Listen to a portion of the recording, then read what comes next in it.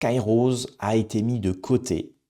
Vous allez entendre, hein, c'est juste dingue. Il a été mis de côté et il s'est vu perdre un partenariat à cause d'un tweet exprimant son soutien à la cause palestinienne. On va regarder ça.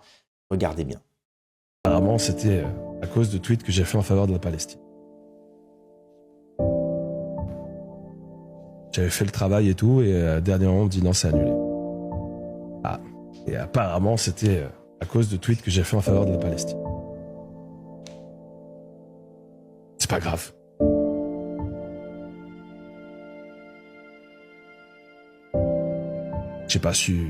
Enfin bref. Voilà quoi. Mais bon, c'est pas... je veux dire... c'était juste un truc, bon voilà. Je suis pas m'en plaindre du truc finalement. Ça m'a juste surpris sur le coup, mais je suis pas sûr à 100% que ça soit ça. Mais ça avait bien l'air d'être ça quoi. Voilà.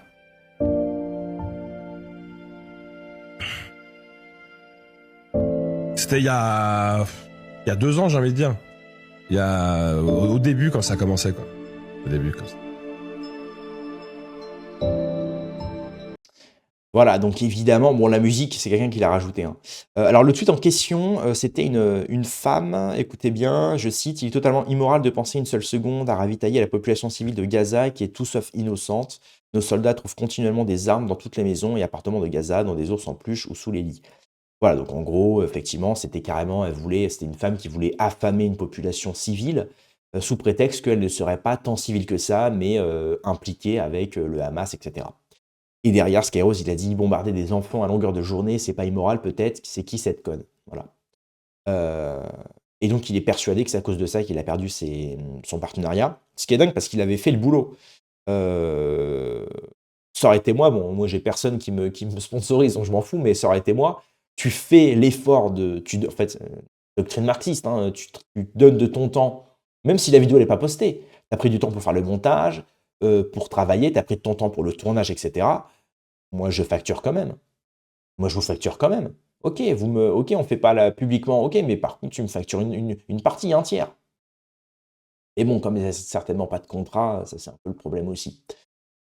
Donc les gens le soutiennent, hein, dans les commentaires, «Respect mon gars, on te soutient, t'es un vaillant, t'es du bon côté de l'histoire». Il y en a un qui a dit: «Encore un con, un de plus à soutenir la cause terreau, en plus d'être antisémite». Bon, effectivement, là, il a pas tous les on peut pas lui en vouloir, il a pas tous les tenants et les aboutissants, hein. Voilà, certains se réjouissent: «Ah, ça t'apprendra», voilà. Dommage qu'ils ne donnent pas le nom du partenaire. Bon, après, c'est pas le but, c'est pas de je pense pas, c'est pas d'allumer l'entreprise non plus.